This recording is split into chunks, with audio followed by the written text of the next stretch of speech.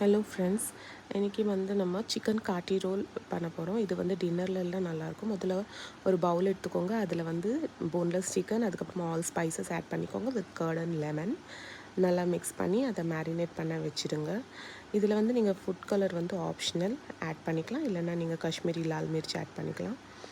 அதுக்கப்புறம் ஒரு பேனில் ஆயில் போட்டு ஸ்லைஸ்டு ஆனியன் அண்ட் கேப்சிகம், அதில் கொஞ்சம் சால்ட் அண்ட் பெப்பர் போட்டு அதை சாட்டே பண்ணிக்கோங்க.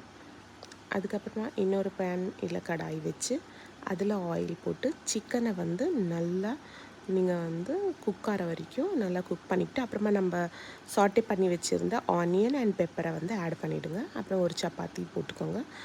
அதில் நீங்கள் இந்த ஃபில்லிங்கை வச்சு அதை ரோல் பண்ணிவிடுங்க. யோர் காட்டி ரோல் இஸ் ரெடி.